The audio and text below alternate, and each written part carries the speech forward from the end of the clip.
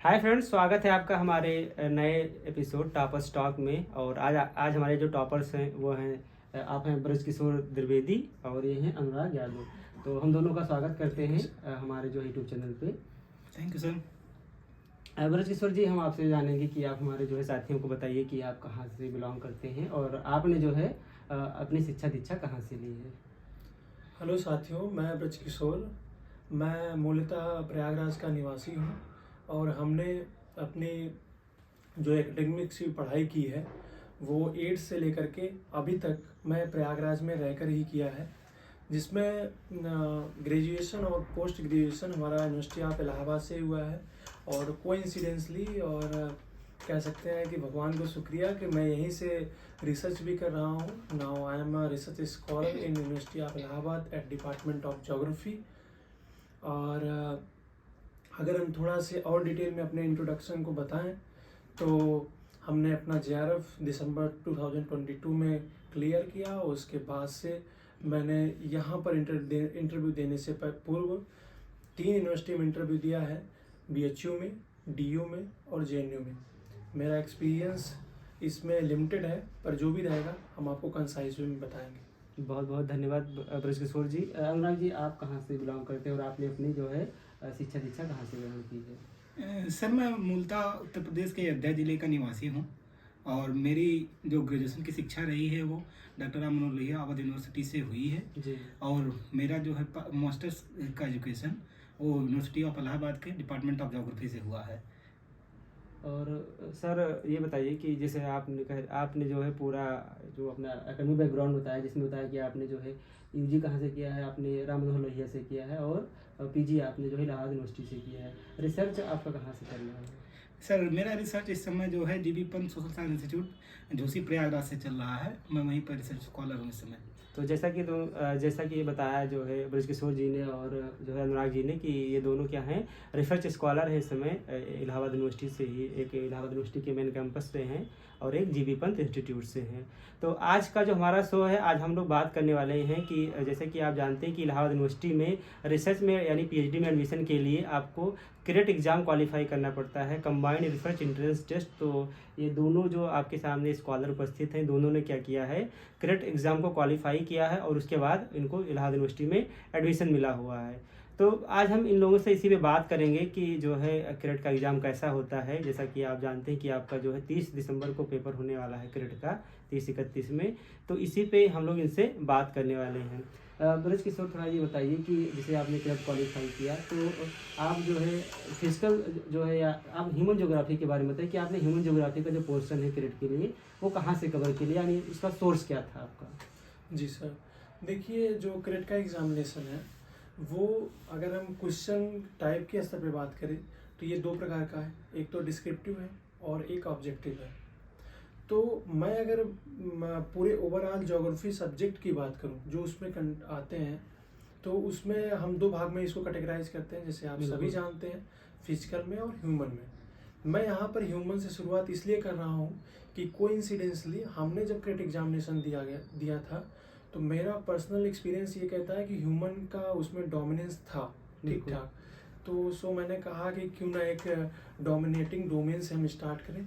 जी हाँ, human geography में अगर हम बात करें स्ट्रेटजी को लेकर के तो इसमें हम पहले बुक पे बात करते हैं, कौन कौन से सैलिएंट्स बुक हैं जो आपको बहुत कम टाइम में अच्छे मार्क्स दिला सकती हैं अगर आपने उनको कवर कर लिया तो। So first of all you have to cover entire syllabus. you have to go through minutely the syllabus of human geography, right? और जब आपने देख लिया उसको, सिलेबस के लिए आप क्या फॉलो कर सकते हैं ये भी क्वेश्चन आता है, क्योंकि जो क्रेट का सिलेबस दिया गया है वो बहुत कम्प्रिहेंसिव नहीं है। तो अपन को यूजीसी नेट का जो ह्यूमन ज्योग्राफी का सेक्शन है वो बहुत अच्छे से दिया गया है कैटेगराइज करके। तो चाहे आप 2 अप्रोच फॉलो कर सकते हैं, चाहे आप बुक से पढ़िए, टॉपिक को कवर कीजिए, या फिर जो आपका टॉपिक है उसके आगे सोशल मीडिया पे जाइए, चाहे क्रोम पे जाइए, चाहे याहू पे जाइए, कहाँ भी आप जा करके आगे पीडीएफ लिख दीजिए, जैसे क्रिस्टॉलर की थियरी आगे पीडीएफ डाल दीजिए। Number of PDF available at this website. So वहाँ से आप डाउनलोड करके पढ़ सकते हैं अलग अलग सोर्सों से। अगर आप बुक पढ़ने के इच्छुक हैं तो मैं आपको बुक बता रहा हूँ। बिल्कुल। जैसे सिस्टमेटिकली हम बताएं तो पॉपुलेशन ज्योग्राफी में हमने आरसी चांदना पढ़ी थी। बहुत, हाँ बिल्कुल। उनकी बुक बहुत अच्छी है स्पेशल। और उसके साथ साथ मैंने वहाँ से जो टॉपिक नहीं कवर हुए थे तो उनको हमने आगे ईपीजी पाठशाला टॉपिक लिखा, आगे ईपीजी पाठशाला करके लिखा, तो बहुत अच्छे पीडीएफ्स आ जाते हैं, बिल्कुल। तो वहाँ से कवर कर लिया। ऐसे ही सेम हमने settlement geography RC Tiwari sir की आती है, यहीं के प्रोफेसर रहे हैं और बहुत अच्छे से उन्होंने बुक को लिखा हुआ है, तो वहाँ से हमने देखा, उसको वहाँ से कवर अप हो गया। कुछ जैसे थियरीज थी, जैसे क्रिस्टॉलर की थियरी है तो उसको हमने अलग से कहीं देख लिया, क्रिटिसिज्म अलग से देख लिया। मैं इसलिए डिटेल में बता रहा हूँ, जी हाँ, मैं इसलिए डिटेल में बता रहा हूँ क्योंकि होता ये है कि पॉपुलेशन और सेटलमेंट से डिस्क्रिप्टिव क्वेश्चंस आते हैं। बिल्कुल। और अगर आप फैक्चुअल के आदती हैं तो फिर क्रेट में इसको टैकल करना थोड़ा सा मुश्किल है, तो प्लीज़ डेप्थ में जाएं। फिर जब हमने पॉपुलेशन सेटलमेंट की बात कर ली तो now we are going to economic geography. Economic geography के लिए हमने अलग से बुक ली थी पर पढ़ी नहीं, हमने टॉपिक ओरिएंटेशन वाला अप्रोच फॉलो किया कि टॉपिक वाइज मैंने देखा कि इसमें क्या क्या आ रहा है, तो उसके हिसाब से पीडीएफ मैंने देख लिया। फिर हमने ट्रांसपोर्ट और कल्चर ज्योग्राफी के लिए सेम अप्रोच फॉलो किया, अलग अलग टॉपिक को देख करके कवर अप किया। फिर हमने देखा कि एक बुक ऐसी है जो आप सभी को पढ़ना चाहिए, चाहे आप हिंदी माध्यम के हो चाहे आप इंग्लिश माध्यम के हो। बिल्कुल। वो बुक है मेड सिंपल की सोशल एंड इकोनॉमिक ज्योग्राफी। एकदम लूसिड वे में लिखी गई है, बिल्कुल कंसाइज है, और आप सभी पढ़ेंगे तो कोई भी एग्जामिनेशन होगा, चाहे वो क्रेट का हो सर, चाहे वो किसी भी एंट्रेंस एग्जामिनेशन का हो, उसमें आपको हमेशा हेल्पफुल रहेगी। और I think in a short span of time you have to cover it, salient features, salient points of the human geography. Thought के लिए हाँ सर, बस उसी पे आ रहे हैं क्योंकि ये जो सारे सेक्शंस मैंने बताए सर, ये इस वाली बुक में एंटायर कवर हो जाता है थोड़ा थोड़ा, मेड सिंपल में। हाँ सर, बिल्कुल। तो ये सारे पॉइंट मतलब हम पॉपुलेशन से लेकर के यहाँ कल्चर तक का। फिर देन हम आते हैं जो कि बड़ा शेयर उसमें ह्यूमन ज्योग्राफी का कवर करता है, वो है ज्योग्राफिकल थॉट सर। हमने एचडी कौशिक को फॉलो किया जब मैं ग्रेजुएशन में था, और कोइंसिडेंसली मेरा लगभग 2 से ढाई साल का समय प्रोफेसर एस ओझा के साथ सर के साथ बीता, तो उन्होंने इस बुक को सजेस्ट किया था, तो मैंने देखा बहुत अच्छी बुक है और बिल्कुल इसी तर्ज पे लिखी गई। जिन लोगों ने माजिद हुसैन कवर कर रखी है तो बिल्कुल कॉन्फिडेंट रहें, उसी के सेम लेआउट पे लिखी गई सर। और उसके साथ साथ ज्योग्राफिकल थॉट की आप सब लोग जो नोट्स बनाए हों उस नोट्स को पढ़िए, और साथ ही साथ कुछ नोट्स आपने बाय द वे नहीं बनाया तो अवेलेबल है, वहाँ से नोट्स को देख लीजिए। बिल्कुल। हमने इसको टैकल करने के लिए सर क्या किया कि जो राइटर्स हैं उनकी जो रचनाएं हैं उनको हमने एक अलग सेक्शन में रख दिया, जो थ्योरेटिकल पार्ट था उसको हमने अलग रख दिया, और हमने जो एक क्रोनोलॉजिकल वे में जो जोग्राफर्स के कंट्रीब्यूशन है सर जी, उसको हमने अलग कर दिया, और 3 भागों हमने कैटेगराइज कर दिया। तो क्या हो गया कि जब कोई भी क्वेश्चन आता तो मैं इन्हीं 3 में रख करके अपने आप को बहुत अच्छे से कॉन्फिडेंटली उसको कवर करता था, तो इससे आपका कवर हो सकता है। और इंटायरली आपको क्या करना है कि जो सबसे मुख्य है, ये तो हमारी स्ट्रेटजी होगी, और आई थिंक इन्हें बहुत छोटा सा मतलब थोड़ा सा समय बचा हुआ है, आई एम सॉरी, बहुत कम समय बचा हुआ है। आप सभी क्या करिए कि कोई ऐसी बुक पढ़िए, जैसे मैंने बताया सोशल एंड इकोनॉमिक ज्योग्राफी, इसको आप जल्दी से रिवाइज करिए, और ज़्यादा से ज़्यादा इस टाइम आप लिखने का प्रयास करिए। कुछ भी आप पढ़ रहे हैं, आपको लगता है क्रिस्टॉलर की थ्योरी इंपॉर्टेंट है, तो आई एम श्योर कि आप सभी पढ़ चुके होंगे, उनको उतना डिटेल में पढ़ने की जरूरत नहीं। अब उसके मेन पॉइंट को आप नोट करिए और उसको 70 वर्ड में लिखने का प्रयास करिए, और उसी को 400 वर्ड में लिखने का प्रयास करिए। अगर ये क्वालिटी आप में है तो आई एम श्योर कि you are selected in crate examination for interview. So आपको करना है। बिल्कुल, जैसा कि इन्होंने बताया आपको जो है पूरे के पूरे जो है ह्यूमन ज्योग्राफी के जितने भी पार्ट्स जो है, जितने भी उसके ब्रांचेज हैं, आपको उतनी बुक लेकर आपको कवर करने का प्रयास करना चाहिए। अनुराग जी, आप थोड़ा सा जो है फिजिकल ज्योग्राफी बताइए, फिजिकल ज्योग्राफी को आपने कैसे कवर किया था? सर, जिस प्रकार हमने सुना कि ह्यूमन ज्योग्राफी का इतना महत्वपूर्ण रोल रहा है एग्जाम में, उसी प्रकार फिजिकल ज्योग्राफी के रोल को हम कम नहीं आंक सकते हैं। उसके लिए हमें कुछ अच्छी किताबें और कुछ अच्छे सोर्स को लेना पड़ेगा।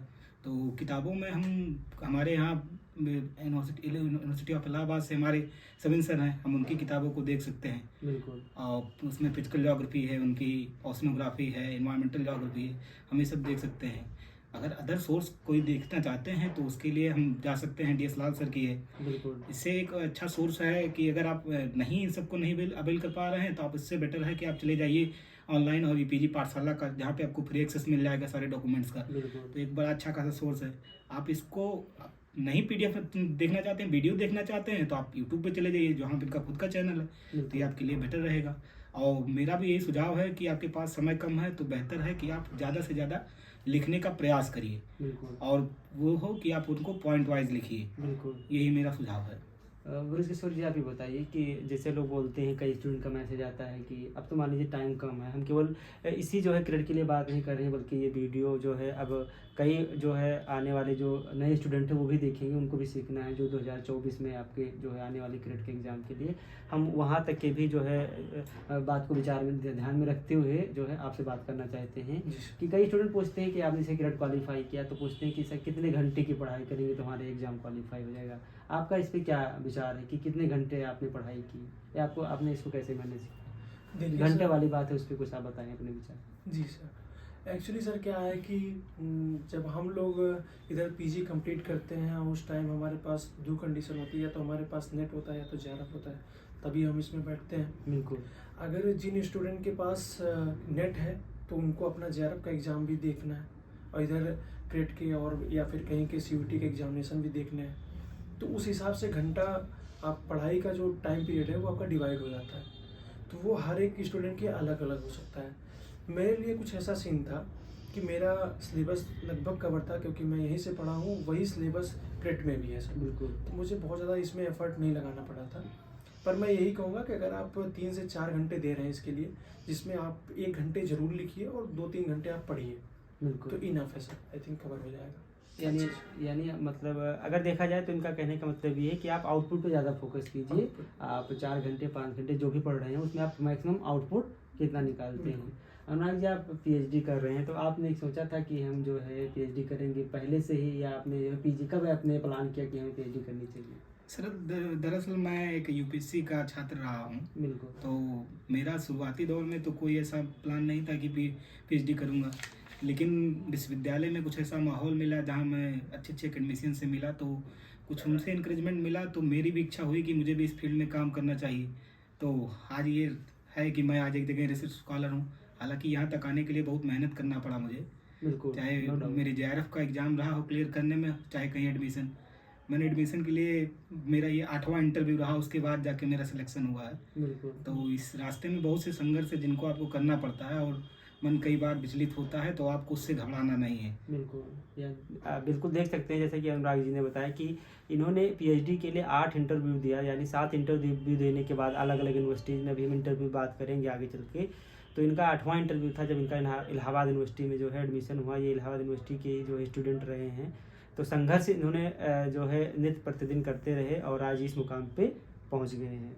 आपका क्या एक्सपीरियंस रहा है? आप PhD के बारे में कब सोचे कि हमको PhD करनी, पहले से प्लान था या आप जो है बाद में सोचे? और आपको अगर PhD प्रेजेंट टाइम में कर रहे हैं तो फेलोशिप आपको मिल रही है, तो आप जो है इसको किस प्रकार ले रहे हैं? आपको कुछ जो है लोग कहते हैं कि एक इकोनॉमिक सिक्योरिटी मिल जाती है, ऐसा कुछ, इसके बारे में थोड़ा सा बताइए। एक्चुअली सर, जो हमारा PhD को परस्यू करने का मेन मोटिव था वो 2 था। एक तो हमारी क्यूरियासिटी थी रिसर्च में। बिल्कुल। मैं थोड़ा चूँकि मेरा एक्सपीरियंस प्रोफेसर के साथ रहना थोड़ा से हो सकता है कंपेरेटिवली और अदर स्टूडेंट से ज़्यादा रहा हो, बिल्कुल। वो मैं भगवान को शुक्रिया बोलूँगा। बिल्कुल। बहुत प्रोमिनेंट जोग्राफर, क्लाइमेटोलॉजिस्ट, मीटेरोलॉजिस्ट रहे प्रोफेसर SS ओझा सर, उनके साथ मैंने काम किया। जो यूट्यूब पे सर आप वीडियो देखते हैं उनका, बिल्कुल। मैं कहता हूँ इतना सिस्टमेटिक तरीके से उन्होंने पढ़ाया है। तो हम लोग बैकग्राउंड में काम करते थे, सर के साथ काम करने का मौका मिला, तो वहाँ से मुझे एक इंसाइट मिली सर, बिल्कुल, कि हम अपना एक कैरियर के साथ साथ अपनी क्यूरियासिटी को भी अगर ऐड कर दें कि किसी भी चीज़ में इन डेप्थ में जाकर कुछ नया खोजने की सर, तो वहाँ से मेरी कुछ स्टोरी जुड़ी हुई है और वहाँ से हमारी क्यूरियासिटी बिल्डअप हुई रिसर्च के फील्ड में। देन हमने इसमें देखा कि एक एस्पिरेशन भी है और एक कह सकते हैं कि कैरियर अपॉर्चुनिटी भी थी। तो हमने देखा क्योंकि जब आप PhD किए होते हैं तो जो आपका फाइनल इंटरव्यू होता है उसमें PhD को मार्क्स भी मिलते हैं। सो हमने वहाँ से भी एक मोटिवेशन बना रहा कि मुझे वो 25 नंबर लेने हैं, क्योंकि उसी वजह से लोग अधिकांशतः बाहर हो जाते हैं ये हमारी क्यूरियोसिटी और करियर अपॉर्चुनिटी 2 मेन रीजन है पीएचडी करने के। बिल्कुल बिल्कुल जी सर। बिल्कुल सही कहा आपने। जैसा इन्होंने बताया कि एक तरह से देखा जाए तो कहीं ना कहीं हर स्टूडेंट का एक अपना गोल होता है कि हमको डॉक्टर बनना है, हमको इंजीनियर बनना है, हमको उसके लिए उसी हिसाब से वो अपना जो है चुनाव करता है। तो ब्रजकिशोर जी ने, ब्रजकिशोर का अपना एक जो है क्यूरियोसिटी था पीएचडी करने का, तो इन्होंने पीएचडी में एडमिशन जी लिया। सर, यहाँ पर एक चीज़ और ऐड करूँगा। आपने बोला था तीसरा पॉइंट फाइनेंशियल सिक्योरिटी, जो जेआरएफ की फेलोशिप मिलती है। देखिए, जब तक आप जेआरएफ की फेलोशिप नहीं ले रहे हैं तब तक आपने को मोटिवेशन बनाना है। पर जब अगर आप उस स्टेज तक पहुंच गए हैं कि आपने जेआरएफ क्लियर कर लिया, तो प्लीज़ मैं आप लोगों से रिक्वेस्ट करता हूं, अपने एफर्ट को कम मत करिए। केवल इसको एक स्टिपेंड के रूप में लीजिए, एक कोई सोर्स ऑफ इनकम नहीं है। मैं यहाँ पर बिल्कुल क्लियर करना चाहता हूँ। बिल्कुल, क्योंकि अभी आप अपेक्षाएं कम रखिए, आगे चल के चीज़ें नो डाउट बहुत अच्छी अच्छी चीज़ें मिलती हैं। मैं सर बताऊं कि मैं जेएनयू में गया, बिल्कुल, और आईजीआई की कॉन्फ्रेंस थी, वहाँ तकरीबन मैं 30 प्रोफेसर से मिला। इससे बड़ा क्या हो सकता है? कई बार आप हर एक चीज़ को पैसे से नहीं बोल सकते हैं सर, बिल्कुल सही है ना। एक आपको जो एक साथ संग मिलता है, जो एक दूसरे से, एक व्यक्ति दूसरे व्यक्ति से जो सीखता है, एक स्टूडेंट एक प्रोफेसर से जो सीखता है, वो अपॉर्चुनिटी यहाँ पर मिलती है। और नो डाउट जब आप रिसर्च स्कॉलर होते हैं और एक नॉर्मल स्टूडेंट होते हैं, there is a big difference, है ना। तो वो होता है, और एक फीलिंग, नाउ फीलिंग गुड, वो शायद इस वजह से भी हो सकती है कि हमें फेलोशिप भी मिल रही है और मैं एक अच्छी प्रेस्टिजियस लाइन में अपना वर्क भी कर रहा हूँ। बिल्कुल, बहुत सही आपने कहा। अनुराग जी, ये बताइए कि कई स्टूडेंट की ये क्वेरी रहती है कि मैंने ऐसे स्टूडेंट को मैं देखा हूँ, जो जानता भी हूँ, कि जिनका क्या है कि जेआरएफ तो हो गए हैं, फिर भी वो इलाहाबाद यूनिवर्सिटी का क्रेडिट एग्ज़ाम क्वालिफाई नहीं कर पा रहे हैं। तो क्या ये जो जेआरएफ एग्ज़ाम आप देते हैं और जो क्रेडिट का एग्ज़ाम देते हैं, तो दोनों के सिलेबस में या जो पढ़ने का तरीका है उसमें कैसे जो है दोनों अलग हैं, या आप जो है एक साथ इस पे जो है वर्क कर सकते हैं? इसके बारे में थोड़ा सा आप बताइए। सर देखिए, सिलेबस में बहुत ज़्यादा दोनों के अंतर नहीं है, लेकिन हमारे अप्रोच में अंतर आ जाता है। बिल्कुल, खासकर हमारा एक अच्छा पोर्शन है जो लगभग 66% है, लगभग रिटर्न पोर्शन है। हम इस पे ध्यान नहीं देते हैं, जो कि हमारा कई बार हम पीछे छूट जाते हैं, और कई बार हम लिखने की प्रैक्टिस भी नहीं करते हैं। बिल्कुल। तो हमें अपने आंसर की राइटिंग की शुरुआत बहुत अच्छे खासे समय से करनी पड़ेगी, क्योंकि जब तक हमें एक अच्छा साफ सुथरा एक टू दी पॉइंट आंसर नहीं लिखेंगे, हमारे नंबर नहीं आने वाले हैं। बिल्कुल, और या तो लिखेंगे, हमारे नंबर तब भी कम आएंगे। तो उससे बेहतर है कि हम इस राइटिंग की प्रैक्टिस 1 महीने 2 महीने जो भी हो सके हमसे पहले, उससे पहले शुरुआत कर लें। और ऐसा भी नहीं है कि बहुत देर हो गया है, अभी भी समय है कि 15 दिन आंसर आप कर सकते हैं। 2 घंटे 3 घंटे दीजिए, आप पर डे जो है 5 आंसर 10 आंसर लिखिए, लेकिन हमेशा आप पे फोकस करिए कि आपके आंसर जो हों वो आपके क्वेश्चन के टू दी पॉइंट हो। बिल्कुल, आप उन्हें पॉइंट में बना के लिखिए। लेकिन एक अच्छा और वो है मेथड है कि आप इलस्ट्रेशन करिए। कोई भी क्वेश्चन है, आप उसमें कोशिश करिए कि डायग्राम क्या डाल सकते हैं। बिल्कुल, तो ये बहुत अच्छा मेथड होता है ज्योग्राफी में आंसर राइटिंग का। तो ये आप फॉलो करिए, बेहतर है, आपका जाए नंबर आएगा, बेहतर आएगा एग्जाम में। बिल्कुल साथियों, यहाँ पर मैं एक पॉइंट ऐड करूँगा, और बड़े ध्यान से सुनिएगा। जी हाँ, बहुत ध्यान से सुनना है। ज्योग्राफी में सबसे बड़ा रोल डायग्राम के रूप में मैप करता है। प्लीज़ आप लोग जैसे भी, चाहे आप अफ्रीका के मैप को पेट समझ लीजिए, और चाहे आप दक्षिण एशिया को आप हाथ समझ लीजिए, उंगली समझ लीजिए, भाई कैसे भी बनाओ, पर मैप खूब बनाना है।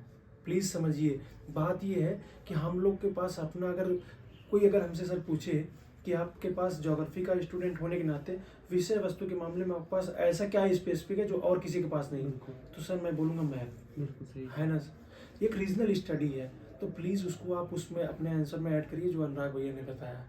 और आई एम श्योर कि आपको बहुत अच्छे अंक आएंगे।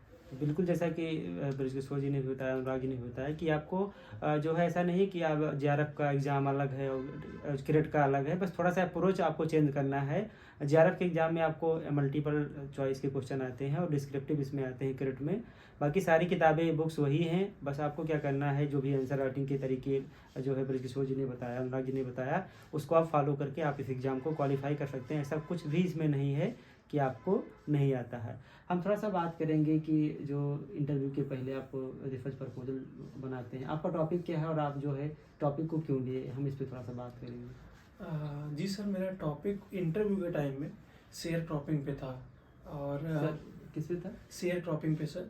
वो एक्चुअली है नया टर्म, जो हम लोग गांव में अधिया, तिहाई, चौथाई, एक टेन्योरियल अरेंजमेंट देखते नहीं सर, बिल्कुल, टेनेंट और लैंडलॉर्ड के बीच में। जी हाँ, मेरा बहुत डाउन टू अर्थ टॉपिक था, क्योंकि मैं वो बंदा हूँ कि हमने सर अधिया पे खेत लेकर के खेती भी करी है अपनी फाइनेंशियल सिक्योरिटी को इंश्योर करने के लिए सर, और नाउ एबल टू मतलब मैंने कॉन्ट्रैक्ट पे दिया है सर अब लैंड को। तो हमने दोनों फेज देखा था। तो मेरा जो एक कह सकते हैं कि पर्सनल एक्सपीरियंस था, पर्सनल ऑब्जर्वेशन था, उस पर बेस्ड था सर। हमने यहाँ से बुक से नहीं देखा था। तो मैं पहले अपना ऑब्जर्वेशन सेट कर लिया था, मुझे इस पे देना है। फिर मैंने उसके बारे में कंटेंट को कलेक्ट किया सर। फिर हमने एक स्टैंडर्ड आउटलाइन फॉलो करी, जो कि जिसमें हम अनुराग साथ में बैठ करके एक CSB का एक आउटलाइन था, उसके बेसिस पे हम लोगों ने बनाया। फिर JNU की साइट पे भी है एक आपका जो आदर्श आइडियल रिसर्च प्रपोजल का फॉर्मेट होता है सर, वो वहाँ पर अवेलेबल है। वहाँ से आप देख करके उस फॉर्मेट में बनाएंगे तो हमें लगता है कि एक बेटर आउटलुक आता है सर उसका, और उसका बहुत इम्पैक्ट पड़ता है। प्लीज़ आप लोग जैसे पहले टॉपिक अपना रिसर्च एरिया सर पहले डिसाइड कर इंटरेस्ट एरिया जिसमें, जी सर। फिर उसके बाद उसमें उसके सब टॉपिक्स, फिर आप सबसे पहले रिसर्च ऑब्जेक्टिव्स बनाइए। जब ऑब्जेक्टिव्स बना लेंगे तब आप रिसर्च क्वेश्चंस बनाएंगे, और जब रिसर्च क्वेश्चन आपके बन जाए तो उसी के डिफरेंट सैलिएंट्स या फिर जो एलिमेंट्स आ रहे हैं उसी से रिलेटेड आपको लिटरेचर रिव्यू देखने हैं। जब आप इन तीनों को लिख लीजिए तब आप लास्ट में इंट्रोडक्शन लिखिए, जिसमें पूरे रिसर्च प्रपोजल का आपका क्रक्स पॉइंट हो। इससे आपका बहुत क्लियर बनेगा, और जब आप इंटरव्यू उस पैनल के सामने जाएंगे तो एक अलग ही कॉन्फिडेंस रहेगा कि हमने एक सिस्टमेटिक वे फॉलो किया। बिल्कुल सही कहा आपने। जैसे इन्होंने बताया कि आपको प्रपोजल कैसे बनाना चाहिए, जिसमें आपका क्या होना चाहिए, जिस भी आपका ज्योग्राफी के ब्रांच में इंटरेस्ट होना चाहिए। सबसे पहले आपको अपना इंटरेस्ट ढूंढना चाहिए, चाहे वो जो मॉर्फोलॉजी हो, क्लाइमेटोलॉजी हो, व्हाटएवर जो इन्होंने बताया। अनुराग जी, हम आपसे जानेंगे कि इंटरव्यू के दौरान आपका एक्सपीरियंस कैसे रहा है। थोड़ा सा इंटरव्यू के बारे में बताइए कि कहाँ से क्वेश्चन पूछा जाता है क्रेड के इंटरव्यू में, अगर आप क्रेड क्वालिफाई करते हैं तो। सिर्फ इंटरव्यू का तो मेरा एक बहुत लंबा एक्सपीरियंस रहा है। मैंने 8 इंटरव्यू दिया है आपने, तो इस मामले में मैं कुछ बहुत अच्छा भी बता सकता हूँ, बुरा भी बता सकता हूँ। तो अच्छी बात यह है कि आप जब भी जाइए, कहीं भी इंटरव्यू देने जाइए, तो खासकर आप अपने टॉपिक से जरूर तैयार करके रखिए। बिल्कुल, कि आपके ऑब्जेक्टिव्स क्या हैं और उन ऑब्जेक्टिव को किसके थ्रू आप किस मेथोडोलॉजी की तरफ अचीव करने वाले हैं, और आपके डेटाबेस क्या क्या हैं। ये 2-3 चीज़ें होती हैं जो बहुत इंपॉर्टेंट होती हैं। और एक लास्ट चीज़ आता है कि आपके उस रिसर्च का, उस शोध का क्या महत्व है आने वाले समय में, वो आपके समाज के लिए, आपके आने वाले पॉलिसी मेकर्स के लिए किस प्रकार वो अच्छा कुछ योगदान दे सकता है। तो ये सब चीज़ें आपको कुछ 3-4 पॉइंट होती हैं जो आपको बहुत अच्छे से जाननी पड़ती हैं, और ये आपके लिए बेटर होता है। आप उनके सामने अच्छे से रखेंगे तो वो भी कंसीडर कर सकते हैं कि हाँ, लड़का रिसर्च करने लायक है कि नहीं। बिल्कुल बिल्कुल। जैसा कि अनुराग जी ने बताया कि आपको अपने प्रपोजल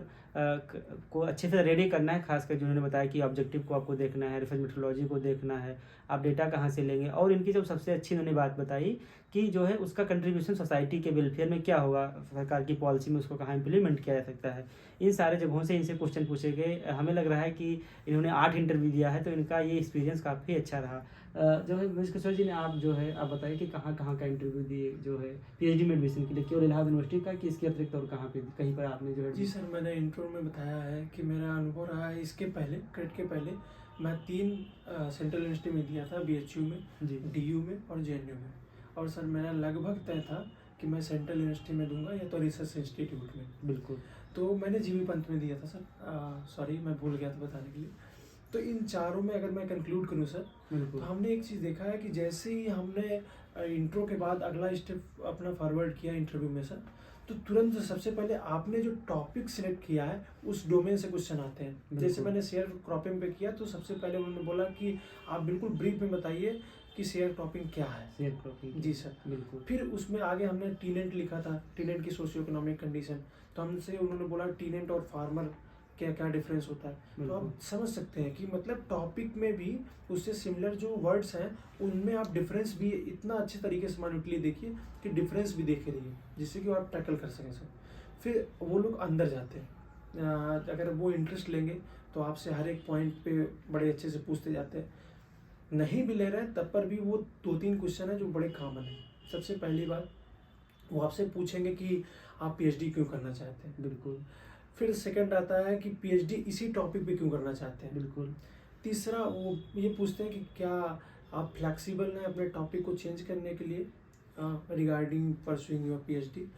फिर लास्ट में वो पूछते हैं कि ये आपने टॉपिक खुद से चूज किया या किसी ने सजेस्ट किया हो। बिल्कुल ये मतलब कॉमन क्वेश्चंस है। बिल्कुल अगर हम बिल्कुल ऑब्जेक्टिव होकर के बताएं कि कौन कौन से क्वेश्चंस होते हैं, तो जैसा अन्नू भाई ने बताया, हम लोग ऐसे ही बिल्कुल। बोलते हैं। बिल्कुल हमारे कलीग रहे हैं और कह सकते हैं कि एज ए गार्जियन, और मतलब मैं क्या ही बताऊं, तो आप लोग को बहुत अच्छा बताएंगे।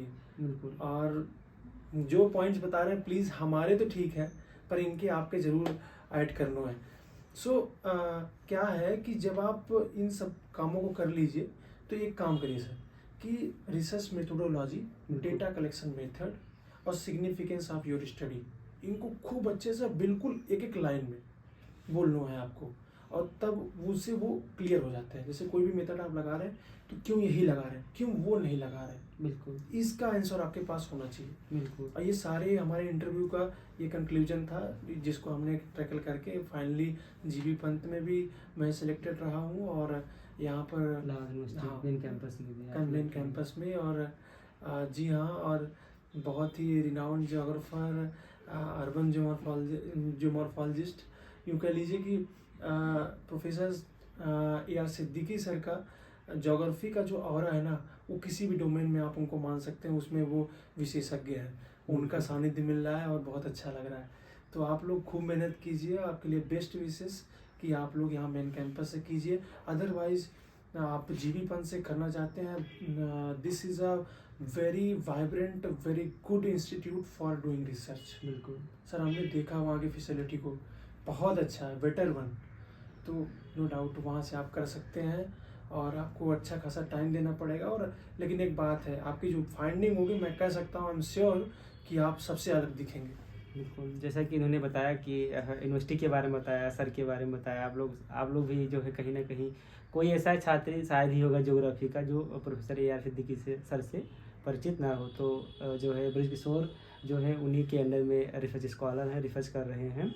और इन्होंने जो अपना इंटरव्यू का अनुभव शेयर किया कि जो आपको काम करना है इंटरव्यू के में, वो प्रपोजल पे ही ज़्यादा काम करना है। जो भी आपका इंटरेस्ट एरिया उस पर आप प्रपोजल बनाइए, और उसमें जो मेथोडोलॉजी है, डेटा कलेक्शन है, आप क्यों पीएचडी करना चाहते हैं, और उसका आउटकम जब निकालेंगे तो उसका हमारी सोसाइटी के लिए क्या कंट्रीब्यूशन है, इन 4-5 बातों को आपको अच्छे से क्या करना है, जो है तैयार करना है। और उसी पे पूरा का पूरा आपका इंटरव्यू चलेगा। क्योंकि जो अभी बृजकिशोर जी ने शेयर किया या अनुराग जी ने शेयर किया, अगर देखा जाए तो दोनों का मिला के लगभग जो है 15-16 इंटरव्यू का इन लोगों का अनुभव रहा है, जो कि अपने आप में बहुत ही बड़ी बात है।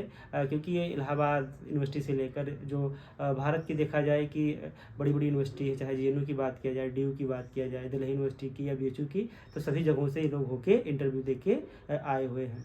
अनुराग जी, हम ये जानना चाहेंगे कि इस प्रेजेंट टाइम में देखा जाता है कि सोशल मीडिया का खूब उपयोग करते हैं पढ़ाई में भी और कई जगहों पर। तो आपका क्या जो है विचार है सोशल मीडिया का जो है, अगर देखा जाए मेरिट और डिमेरिट के बारे में बात किया जाए, हम स्टूडेंट के पर्सपेक्टिव से बात करेंगे, तो कैसा आपका अनुभव रहा है? सर सोशल मीडिया का काफ़ी मिक्स मिला जुला मेरा अनुभव रहा है। आप इससे अच्छा कुछ ज्ञान भी समाज के बारे में, क्या वर्तमान समय में हमारे देश दुनिया में चल रहा है, इसको भी जान सकते हैं।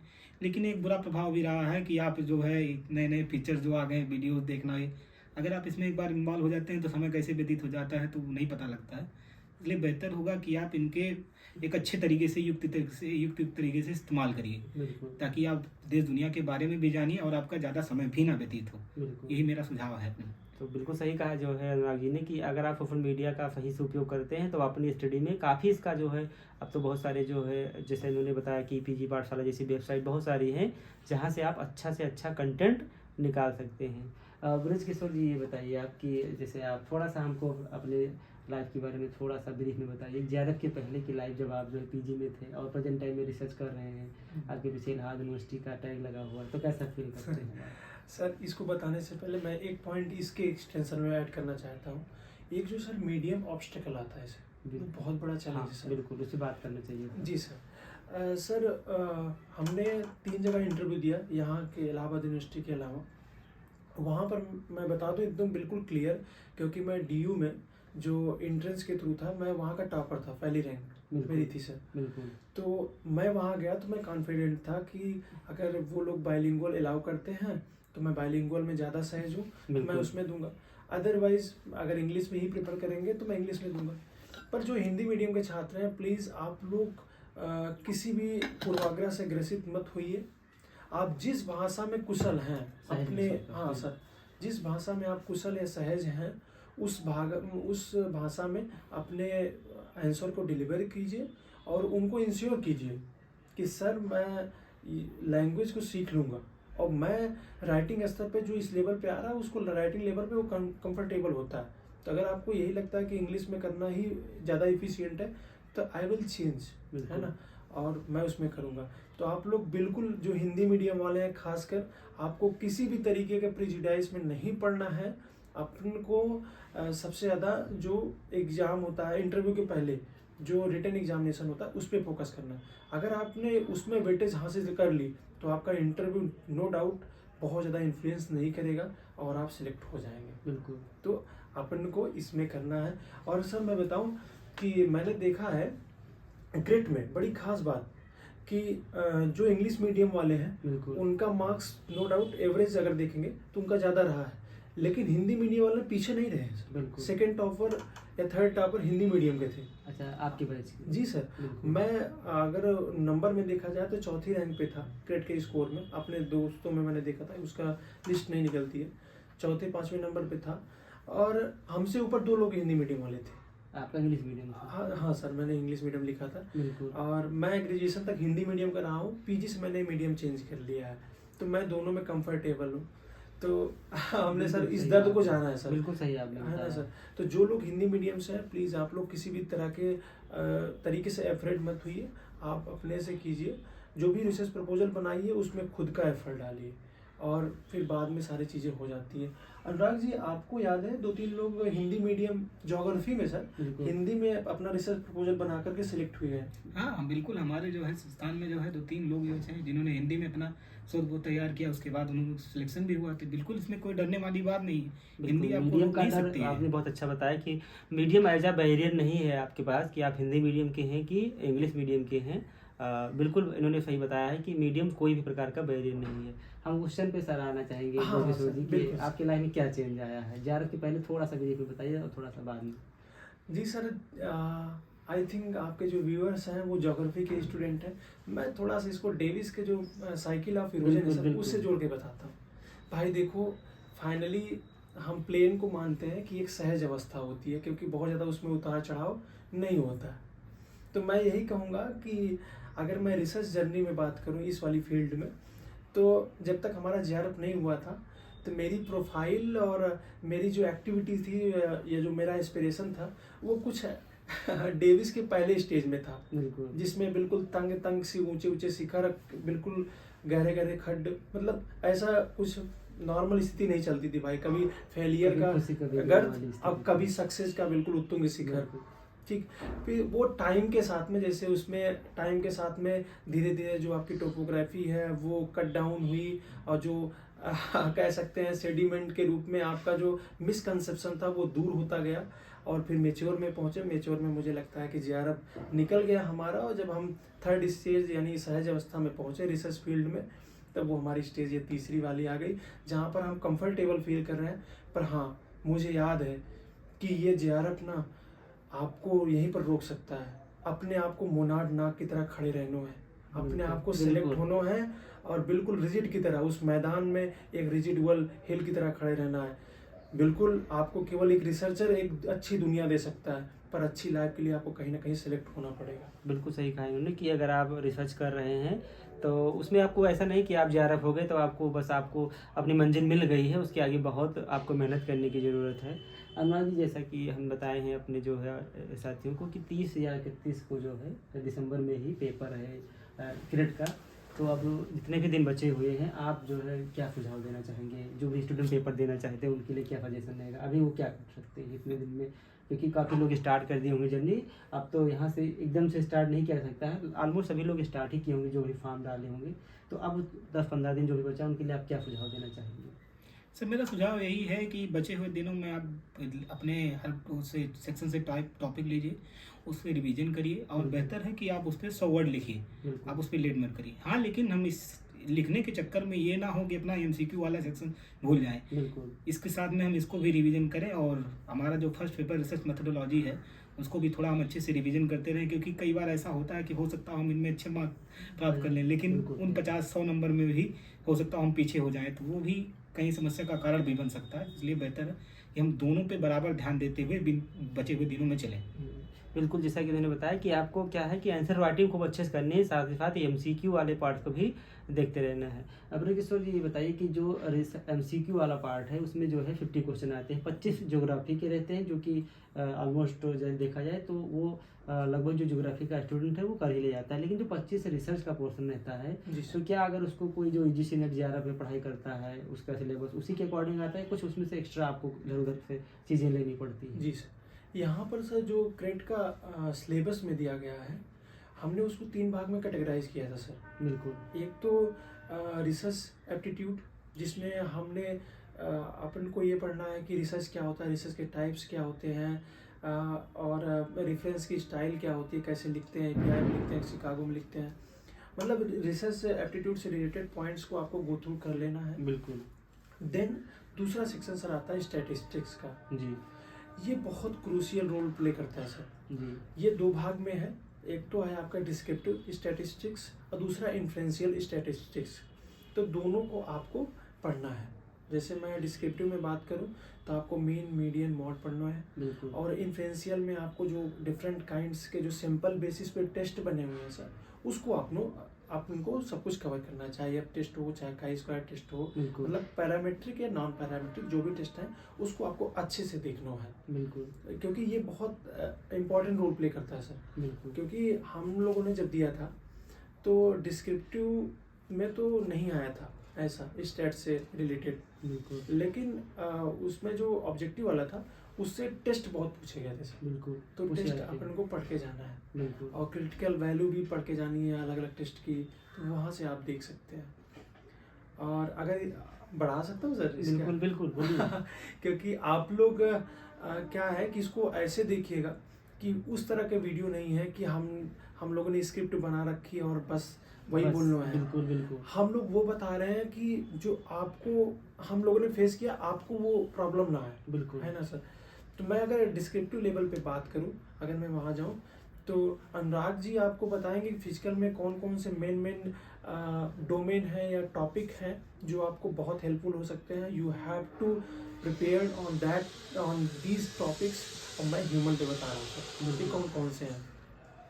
मैं आपको बताऊं, अगर डिस्क्रिप्टिव लेवल पे पॉपुलेशन ज्योग्राफी की सर बात करें तो पहली बात तो पॉपुलेशन का जो डिस्ट्रीब्यूशंस है और जो डेमोग्राफिक के डिफरेंट एट्रीब्यूट्स हैं, उस पर आपको शॉर्ट नोट लिखने की प्रैक्टिस होनी चाहिए। और लास्ट में मैं इसमें कहता हूँ पॉपुलेशन एंड रिसोर्स जो रीजन है सर, वो आया था हम लोगों में, क्या पता आप लोगों में आ जाए, है ना? तो आपको उस पर तैयार रखना है। ये 3 पॉइंट इसमें हो गए। सेटलमेंट ज्योग्राफी में सर जब हम आते हैं तो ये 2 भाग में आपको पता है कि एक रूरल ज्योग्राफी है, रूरल सेटलमेंट है, और एक अर्बन सेटलमेंट है। तो रूरल पे आप नॉर्मल कर सकते हैं, वो 1-2 क्वेश्चन पूछा जाता है सर। अर्बन पे क्वेश्चन आते हैं सर, जिसमें जो अर्बन की एक नेस्टेड हायरार्की के सिद्धांत है, जिसमें आपका क्रिस्टॉलर का आता है, लॉस का मॉडल आता है, और जो डिफरेंट स्टेजेस बताई गई हैं अर्बन की, तो चाहे आपका ग्रिफिथ टेलर का हो, बिल्कुल, और अदर कई जोग्राफर्स ने बताया है, तो उस पर आपको ध्यान उस पर आपको ध्यान देना है सर। और प्राइमेट सिटी को नहीं भूलना है, जो मार्क जेफरसन ने बोला है, क्योंकि बहुत फेवरेट टॉपिक है यहाँ का क्रिकेट का। तो सर ये रहा है हमारा सेटलमेंट ज्योग्राफी का। I am sorry, 1 minute.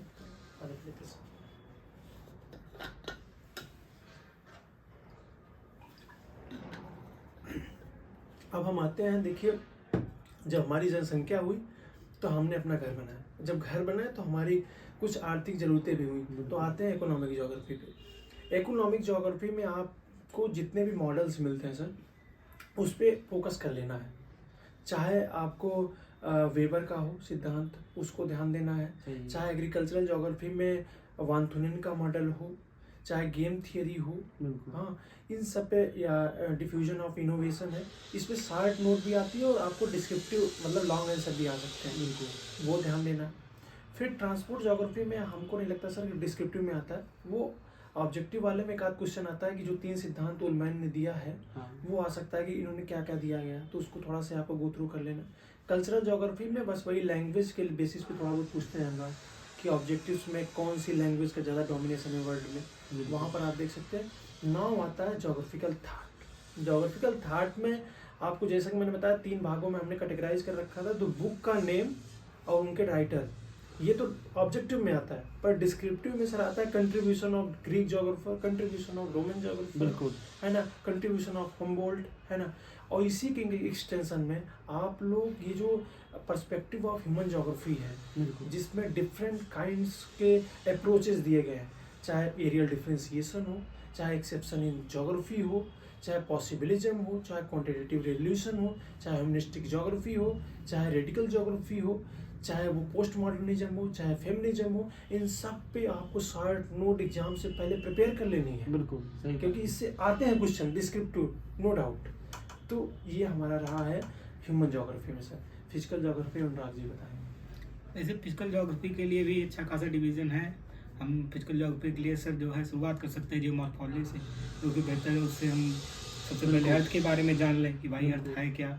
इसमें भी कुछ थेरीज हैं, जैसे हमारे माउंटेन बिल्डिंग थेरीज हैं। हालांकि रिटर्न में कभी आया नहीं है, लेकिन एक बेसिक जानकारी हम रखें कि अगर हमारे 75 वर्ड्स में आ जाते हैं तो हम उनको लिखने के लिए रेडी रहें। ऐसा ना हो कि आने के बाद हमें समझ में आए कि हमने तैयार किया होता ज़्यादा बेहतर है। तो उसके बाद भी अदर थेरीज फिर आते हैं, लैंड फॉर्म एवोल्यूशन की है, स्लोप डेवलपमेंट थेरीज हैं। ये सब थेरीज ऐसी हैं जिनको हमें पूछता भी है और आते हमें जाननी भी चाहिए। तो इन सब थ्योरीज को भी हम देख सकते हैं। आगे भी कुछ आपकी थ्योरी ऑफ आइसोस्टेसी है, कुछ फिजिकल ज्योग्राफी से हैं, तो हमको इन सबको भी जानना पड़ेगा। थोड़ा हम ओरिजेंसी को भी अच्छे से जान लें कि क्रेटोजन है, कुछ ऐसे टर्म है जिनको आपके कुछ इंपॉर्टेंट टर्म है फिजिकल ज्योग्राफी, उनको जानना पड़ेगा। तो ये फिजिकल ज्योग्राफी का इम्पॉर्टेंट सेक्शन होता है। आगे हम अगर ओशनोग्राफी पे जाते हैं तो ओशनोग्राफी में भी खासकर डिवीजन है ओशनोग्राफी का। जो ओशनोग्राफी का डिवीजन है, उसके चाहे कॉन्टिनेंटल स्लोप हो, सेल्फ हो या ओशनिक प्लेन हो, जो भी है आप इनको बेहतर होगा आप अच्छे तरीके से जान लीजिए। और उसके भी आगे इसमें कुछ आपके जो बायोम्स पाए जाते हैं, चाहे आपके यूँ कहें कि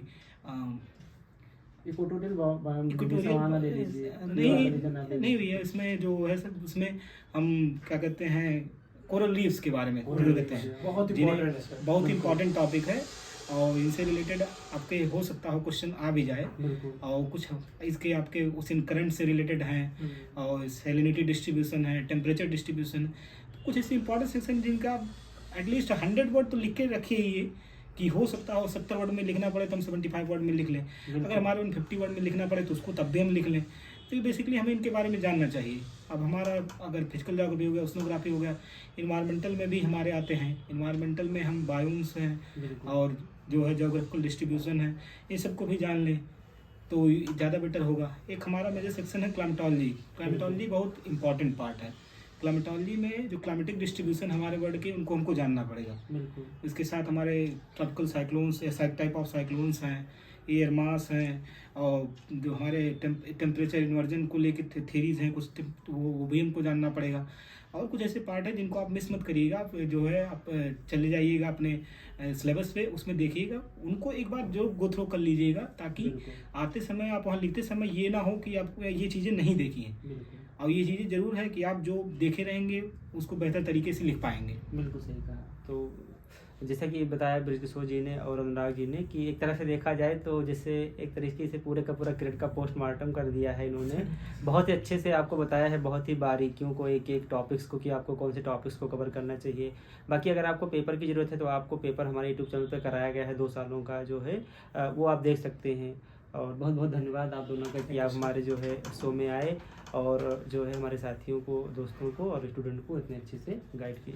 थैंक यू। बेस्ट विशेस आने वाले एग्ज़ाम के लिए, बेस्ट विशेस। और हाँ, अगर आपको ज़रूरत पड़ेगी एग्ज़ाम क्लियर करने के बाद, अगर आपको प्रपोजल में हेल्प चाहिए, कुछ भी हेल्प चाहिए इंटरव्यू से रिलेटेड, तो आप सर से ज़रूर कांटेक्ट करिएगा और हम लोग भी उसमें हेल्प करेंगे।